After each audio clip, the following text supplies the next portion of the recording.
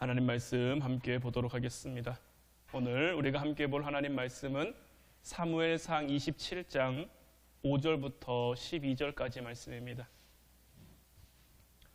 사무엘상 27장 5절부터 12절까지 말씀, 우리 다 같이 한 목소리로 말씀 함께 보도록 하겠습니다. 다윗이 아기스에 이르되 바라건대 내가 당신께 은혜를 입었다면 지방 성읍 가운데 한 곳을 내게 주어 내가 살게 하소서. 당신의 종이 어찌 당신과 함께 왕도에 살리이까 하니 아기스가 그날에 시글락을 그에게 주었으므로 시글락이 오늘까지 유다 왕에게 속하니라. 다윗이 블레셋 사람들의 지방에 산 날수는 1년 4개월이었더라. 다윗과 그의 사람들이 올라가서 그술 사람과 기르스 사람과 아말렉 사람을 침노하였으니 그들은 옛적부터 술과 애굽 땅으로 지나가는 지방의 주민이라. 다윗이 그 땅을 쳐서 남녀를 살려두지 아니하고 양과 소와 나귀와 낙타와 의복을 빼앗아 가지고 돌아와 아기스에게 이르매 아기스가 이르되 너희가 오늘은 누구를 침노하였느냐 하니 다윗이 이르되 유다 네겝과 여라무엘 사람의 네겝과 겐 사람의 네겝이니이다 하였더라. 다윗이 그 남녀를 살려서 가드로 데려가지 아니한 것은 그의 생각에 그들이 우리에게 대하여 이르기를 다윗이 행한 일이 이러하니라 하여 블레셋 사람들의 지방에 거주하는 동안에 이같이 행하는 습관이 있었다 할까 두려워함이었더라. 아기스가 다윗을 믿고 말하기를 다윗이 자기 백성 이스라엘에게 심히 미움을 받게 되었으니 그는 영원히 내 부하가 되리라고 생각하니라. 아멘. 오늘 이 시간에는 지난 시간에 이어서 영적 암흑지대를 조심하라라는 말씀 제목 가지고 우리가 함께 나누기를 원하는데, 우리가 지난 시간에 말씀 나눴던 것에 어떻게 보면 결론처럼 우리가 함께 나눴던 말씀이 27장 4절 말씀이었죠. 다윗이 가드에 도망한 것을 어떤 사람이 사울에게 전하매 사울이 다시는 그를 수색하지 아니하니라. 다윗이 대략 한 8년쯤 지금 광야에서 도망 다니는 그 삶을 살다 보니까 자기 생각에 블레셋으로 망명하는 것이 훨씬 좋지 않을까, 그곳에 가면 내가 그래도 좀 평안하게 살 수 있지 않을까 해서 블레셋으로 망명했고, 그가 가드로 도망한 것을 이제 사울이 알자 다시는 그를 수색하지 않았단 말이에요. 그러니까 여기까지 보면 다윗이 무언가 자기가 원하고 바란 바를 이룬 듯합니다. 더 이상 사울이 추격하지 않게 되니까 이제 다윗은 한 8년 만에 처음으로 사울의 추격으로부터 자유로워질 수 있었단 말이에요. 늘 불안한 삶이었죠. 언제 사울의 추격대가 우리를 쫓아올까, 우리를 잡으러 올까, 그런 염려된 마음에 밤에 잘 때 잠이나 제대로 잘 수 있었겠습니까? 이제 그러던 시간이 다 지나간 것 같아요. 다 해결된 것 같아요.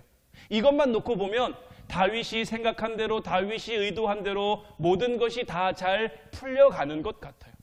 하지만 다윗이 지금 이렇게 누리게 된 이 평안은 극히 일시적인 것, 결코 오래가지 못할 그런 평안인 거죠. 왜냐하면 세상이 주는 평안은 결코 영원한 평안이 되지 못하는 거예요. 탕자가 아버지의 재산을 받아서 집을 나갔어요. 처음 집을 나갔을 때 탕자 어땠을까요? 세상을 다 가진 듯, 모든 것을 다 이룬 듯 정말 승승장구했을 수도 있어요. 주변의 사람도 따르죠. 먹고 싶은 거 먹고 마시고 싶은 거 마시면서 즐기면서 살죠. 신나게 즐거움을 누렸단 말이에요. 하지만 이 탕자의 행복은 언제까지입니까? 그가 가진 것이 없어질 때까지인 거죠. 물에 갇혀 사는 물고기, 사실 물에 갇혀 사는 물고기 아니죠. 그런데 물고기의 입장에서 보면 내가 이 물에 갇혀서 언제까지 있어야 되나 싶을 수 있지만 물을 떠난 물고기는 곧 고통받아 죽을 수밖에 없는 거예요. 하나님의 사람들도 마찬가지입니다. 하나님의 울타리 안에 살아가는 것이 우리가 갇혀 지내는 것처럼 답답한 것처럼 여겨질지 몰라도 하나님의 품을 떠난 하나님의 사람은 얼마 가지 못해 생각하지 못한 어려움, 생각하지 못한 고통, 생각하지 못한 그 아픔에 놓일 수밖에 없는 것. 오늘 본문 5절 6절 말씀 보면 다윗이 아기스에게 이르되 바라건대 내가 당신께 은혜를 입었다면 지방 성읍 가운데 한 곳을 내게 주어 내가 살게 하소서. 당신의 종이 어찌 당신과 함께 왕도에 살리까 하니 아기스가 그날에 시글락을 그에게 주었으므로 시글락이 오늘까지 유다 왕에게 속하니라 라고 했는데, 자, 다윗은 어쨌든 이제 블레셋으로 망명해 왔잖아요. 그러면 어떻게 해서든지 이 아기스 왕의 환심을 사야 하는 거죠. 그러다 보니까 이 다윗이 그 왕을 가리켜 말하는 호칭, 자기를 가리켜 말하는 호칭이 달라집니다. 자, 자기를 향한 호칭이 뭐로 바뀝니까? 당신의 종으로 바뀌는 거예요. 당신의 종. 지금껏 다윗에게 블레셋은 어떤 민족이었습니까?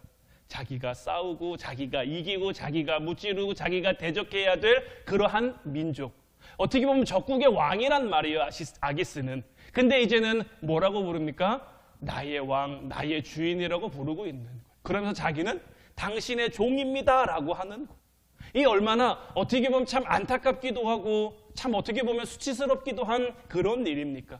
하나님의 사람이 당장 눈에 보이는 그 위기를 벗어나기 위해 세상 힘을 빌리면 이렇게 될 수밖에 없는 거예요. 물론 다윗은 속으로 이렇게 생각했겠죠. 내가 진심으로 아기스의 종이 되려고 하는 것이 아니라 잠시 내가 임시 방편으로 이렇게 하는 거다라고 생각했겠죠. 그러면서 다윗은 이 아기스 왕에게 자기에게 지방 성읍 하나를 주어서 거기에 가서 살게 해달라고 요청합니다. 그러니까 아무래도 지난 시간에도 말씀드렸습니다마는 다윗이 혼자 블레셋에 왔을 때 그 왕과 신하들의 의심을 받아서 미친 척한 적이 한 번 있었잖아요. 그러니까 자기가 또 왕도에 있으면 그런 일이 생길 수도 있고, 그런 일이 생기면 이제 더 이상 자기는 홀몸이 아니잖아요. 자기를 따르는 부하만 600명이고 그 식솔들까지 있으니 괜한 오해와 괜한 충돌을 일으킬 수 있는 그 왕도에 머무는 것보다는 지방 성읍에 가서 머물면 그래도 좀 잘 지낼 수 있지 않을까. 아기스 왕의 입장에서도 다윗이 얼마나 잘 싸우는지 얼마나 용맹한지 누구보다 잘 알고 있죠. 그런 다윗이 자기 옆에 있는 것이 한편으로는 안심이 안 되는 것도 있는 거죠. 얘가 정말 어떤 마음을 먹고 왔는지, 내게 충성하려고 온 건지, 그냥 뭔가 꿍꿍이를 가지고 온 건지 알 수 없으니까 수도인 가드로부터 조금 떨어뜨려 놓을 필요가 있겠다라고 생각한, 서로의 생각과 서로의 생각이 이렇게 맞아간 거죠. 그러니까 서로 윈윈하는 마음으로 이 다윗에게 수도인 가드로부터 한 40km 정도 떨어진, 그러니까 이 40km라는 정도는 얘가 나를 당장 위협할 수도 없고 또 얘가 뭐 하는지를 내가 충분히 살필 수 있는 그런 거리에 있는 그 시글락성. 또 이 시글락성의 위치상으로는 어디에 있냐면 이스라엘과 접경지대에 있단 말이에요. 그러니까 이스라엘의 접경지대에 이 다윗을 갖다 놓음으로 인해서 사울의 이스라엘 군대가 블레셋으로 쳐들어오는 것을 막고자 하는 그런 의도가 있는 거예요. 그러니까 아기스 왕도 다윗도 서로를 이용하기로 한 거죠. 이렇게 해서 다윗 일행은 이제 시글락이라는 성을 이제 아기스 왕으로부터 이제 받아서 그곳에서 잠시 한숨을 돌릴 수 있게 된 거죠. 그런데 참 희한한 일이 일어나는 것은 뭐냐면 이 다윗이 시글락에 가니까 베냐민 지파, 갓 지파, 유다 지파, 므낫세 지파에서 수많은 용사들이 다윗에게로 몰려 들어온단 말이에요. 비록 지금 다윗은 망명하는 생활을 하고 있지만 새로운 부하들이 많이 생기죠. 자기가 그래도 편히 거처할 할 만한 곳이 생기죠. 그러니까 뭔가 다윗이 잘 풀리는데, 잘 이루어지는데, 잘 되는데 이런 마음이 먹겨졌을 거란 말이에요. 역대상 12장 22절 말씀 보면 그때의 사람이 날마다 다윗에게로 돌아와서 돕고자 하매 큰 군대를 이루어 하나님의 군대와 같았더라. 뭔가 일을 풀려가는 것이 하나님이 나와 함께하는 것처럼, 내가 틀린 결정을 한 게 아니구나, 내가 잘못된 결정을 내린 게 아닌구나, 이게 나를 향한 하나님의 뜻이었구나. 다윗이 이렇게 여긴 거예요. 왜냐하면 이제 시글락성에 가서 더 이상 사울의 어떤 위협으로부터 벗어났죠. 평안하게 생활할 수 있죠. 자기를 돕겠다고 오는 사람들이 날마다 그 숫자가 더해지죠.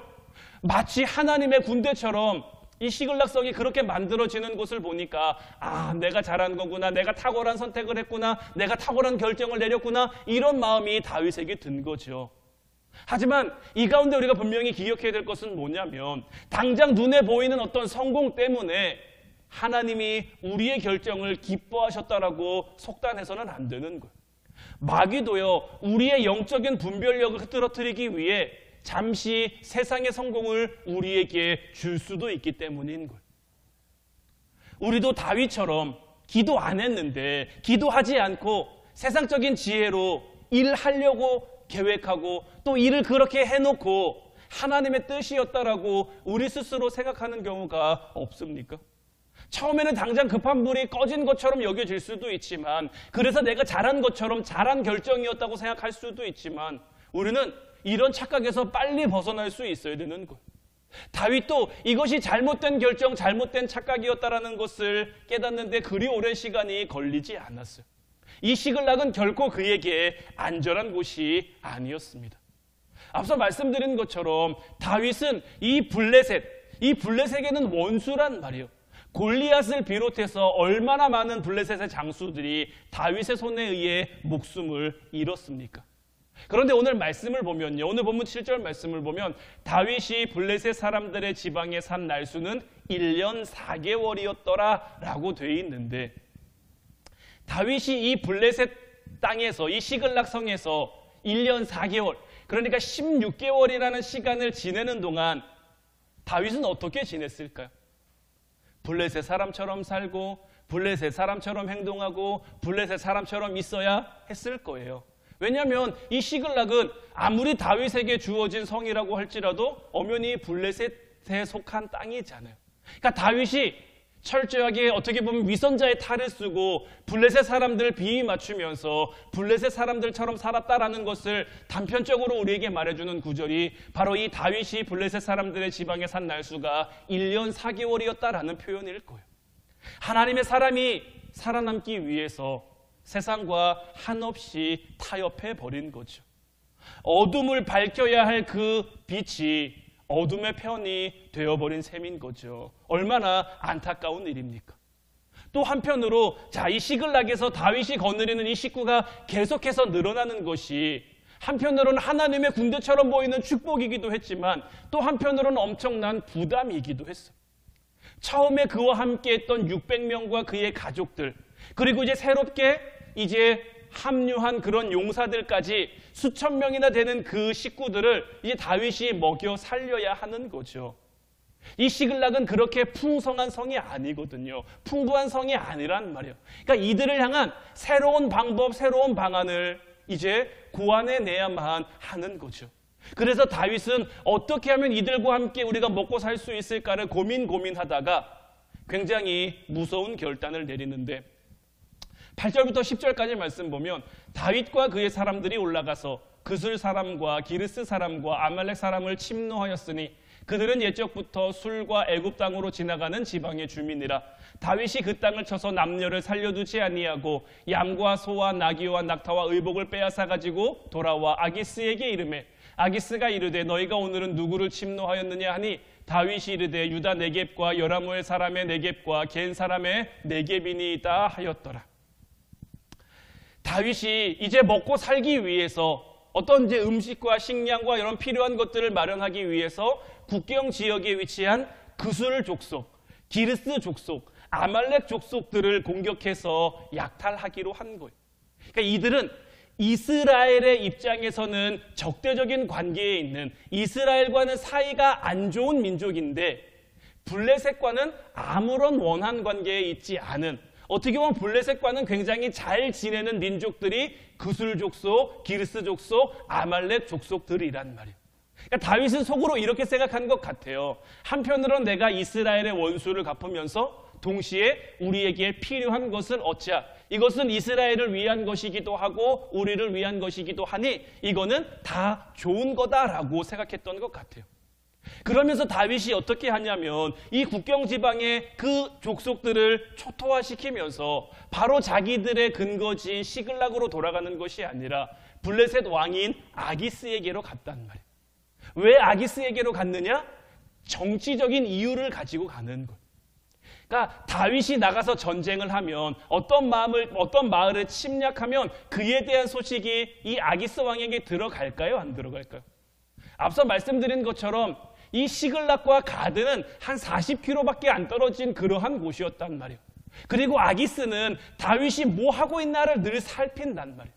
아직 확신이 없으니까요. 얘가 정말 내 신하가 됐는지 내 부하가 되었는지 그 확신이 없으니까 얘가 뭐 하면서 지내는지 어떻게 하면서 지내는지 늘 이렇게 보고 있는데 다윗이 나가서 전쟁을 한단 말이에요. 그러면서 뭔가를 빼앗아 온단 말이에요. 다윗의 입장에서도 아기스가 나를 이렇게 지켜보고 있다는 것을 안 거죠. 그러니까 정치적인 이유를 가지고 이 아기스 왕에게 가는 거예요. 그리고 자기가 빼앗아 온 것 중에 상당 부분을 전리품으로 이 아기스에게 주는 거죠. 10절 말씀 보면 아기스가 이르되 너희가 오늘은 누구를 침노하였느냐라고 묻고 있는데 오늘은 누구를 침노했느냐라고 묻는 걸 보면 다윗이 굉장히 자주 다른 민족들을 침략했다는 것을 알 수 있는 거죠. 그러니까 이 아기스도 니들이 오늘은 누구를 침노했느냐? 근데 다윗이 지금 누구를 침노했습니까? 그술 사람, 기르스 사람, 아말렉 사람을 침노했단 말이에요. 그런데 이 아기스 왕에게는 뭐라고 말합니까? 유다 네겝, 여라무엘 사람의 네겝, 겐 사람의 네겝을 내가 침략했다, 침노했다라고 말하고 있는 거예요. 그러니까 다윗은 이렇게 거짓해서 보고함으로 인해서 자기가 이스라엘과 원수가 된 것처럼 블레셋과 이스라엘이 원수인 것처럼 나도 이제 이스라엘과 원수가 됐으니 내가 이제 누구에게 충성을 바치겠습니까? 내가 이런 것들을 가져와서 당신에게 드리는 것은 나의 충성을 당신에게 보여드리는 겁니다. 지금 이런 메시지를 아기스에게 주고자 하는 거예요. 아무리 살아남기 위함이긴 합니다마는 그래서 내가 몸을 숙이고 있긴 합니다마는 하나님이 기름 부으신 사람이잖아요, 다윗은. 그런데 이런 거짓말을 아무렇지 않게 이런 거짓말을 하는 것은 결코 옳은 일이 아니죠. 그리고 한 번 거짓말을 시작하니까요. 거짓말이 한 번으로 끝나는 게 아니라 2번 되고 3번 되고 계속해서 거짓이 이어지는 거죠. 어떤 경우에든지요. 진실을 말하는 사람은 늘 떳떳합니다. 상황은 좋지 않아도요. 형편은 좋지 않아도요. 마음이 편안하고 늘 당당할 수 있어요. 그런데 거짓을 말하는 사람은요. 항상 그 안에 뭔가 비밀이 생기고요. 다른 사람의 눈치를 볼 수밖에 없는 거예요. 지금 안타깝게도 다윗이 지금 그런 사람이 된 거예요.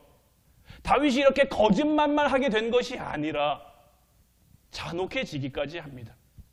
11절 말씀 보면 다윗이 그 남녀를 살려서 가드로 데려가지 아니한 것은 그의 생각에 그들이 우리에게 대하여 이르기를 다윗이 행한 일이 이러하니라 하여 블레셋 사람들의 지방에 거주하는 동안에 이같이 행하는 습관이 있었다 할까 두려워함이었더라.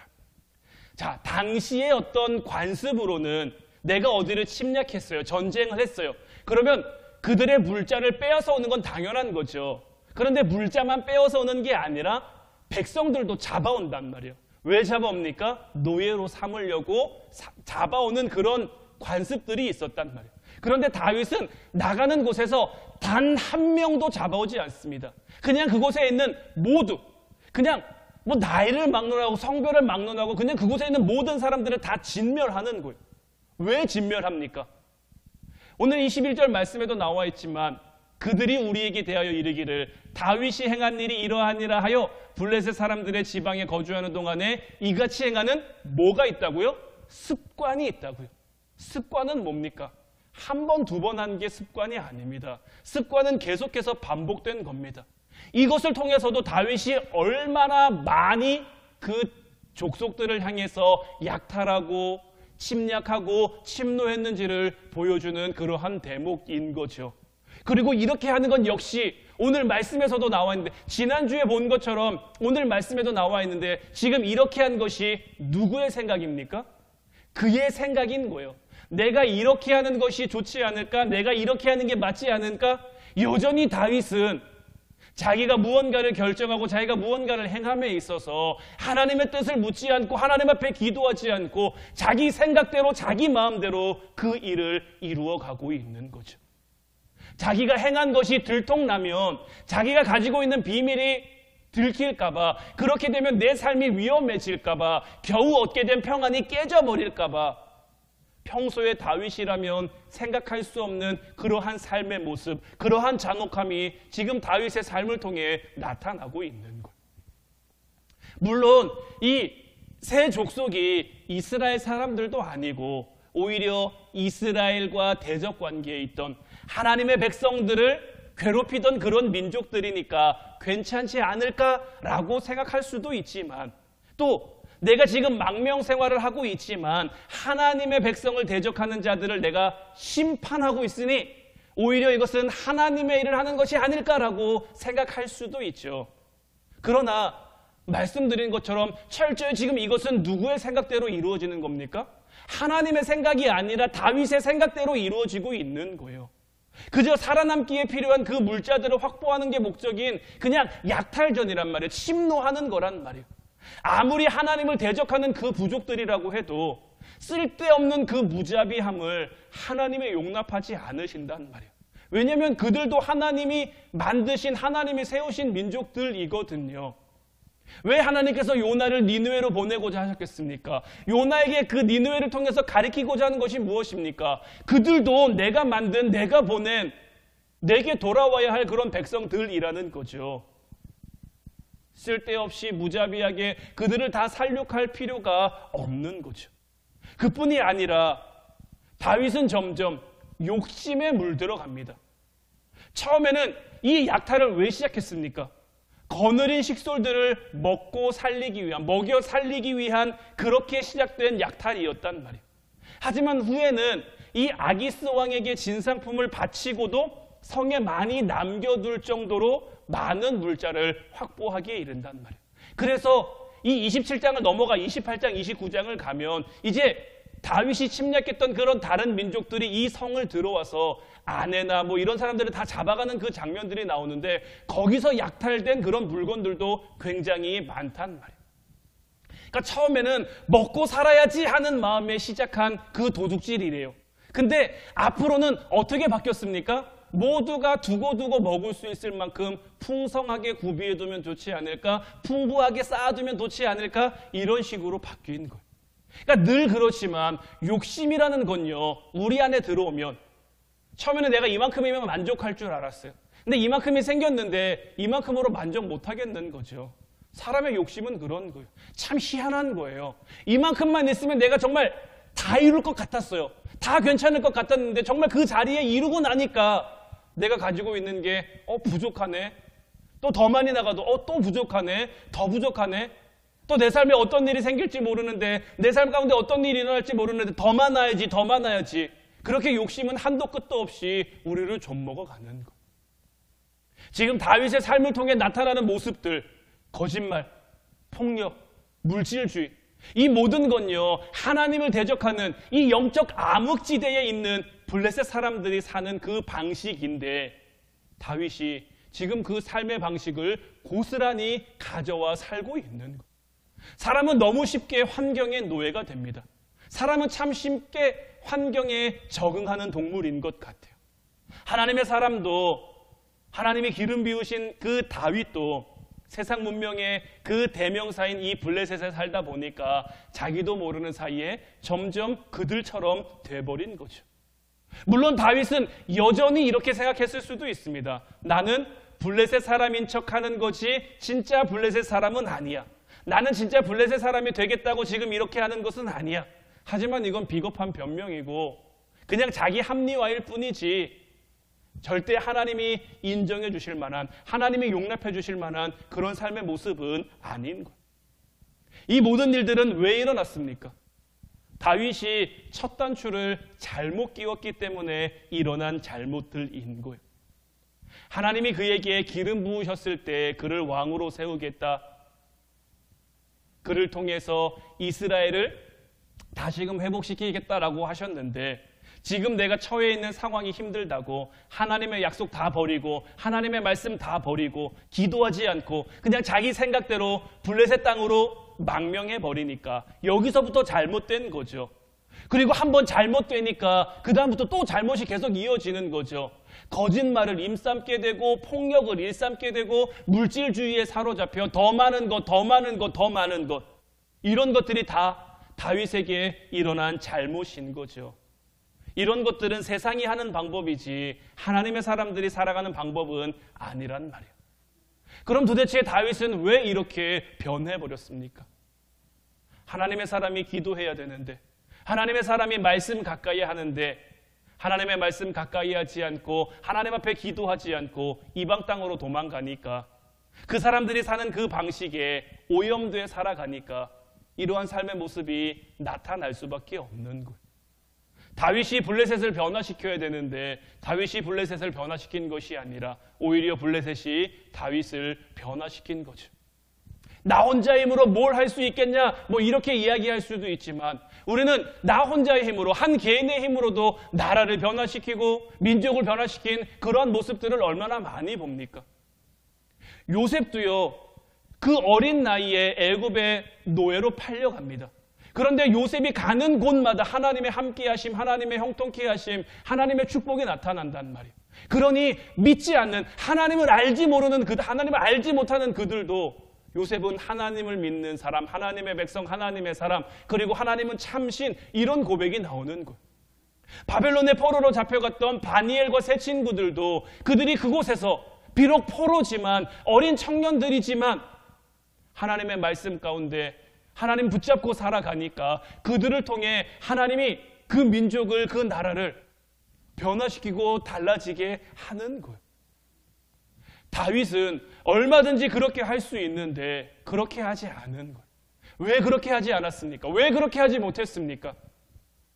하나님의 사람이 말씀 떠나고 기도 안 하면 더 이상 답이 없는 거예요.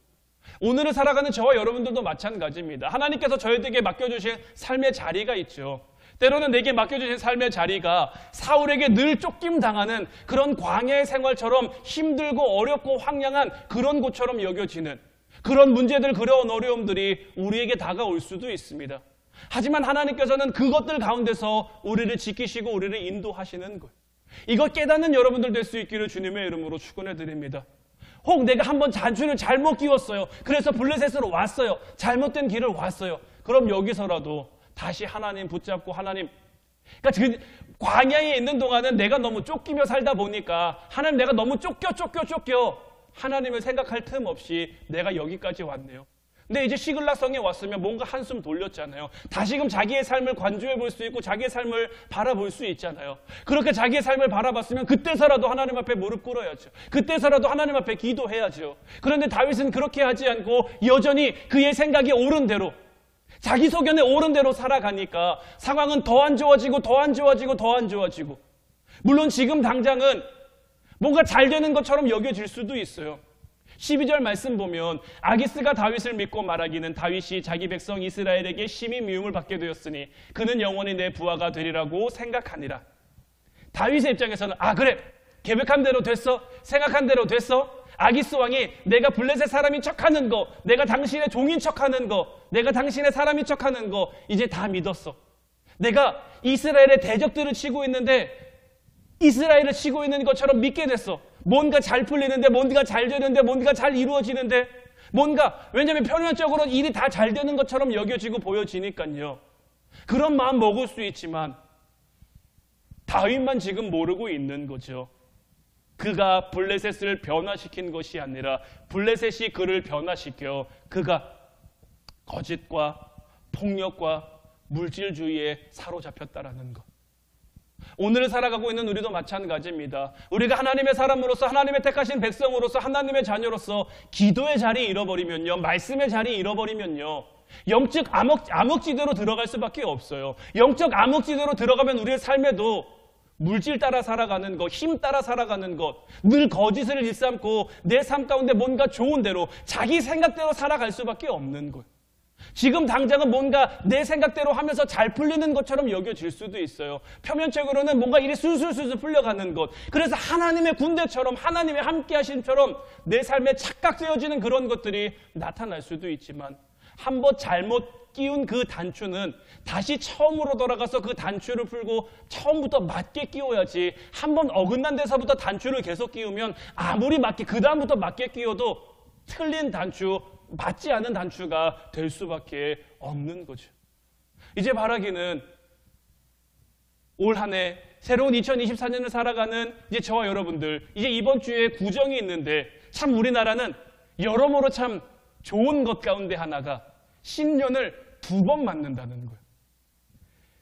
1월 1일에 신년을 한번 맞았는데, 그리고 이제 한 2월 달 이제 중순까지 살아왔는데, 지금까지 살아온 삶을 보면서 다시 새해니까 새롭게 시작할 수 있는 거잖아요.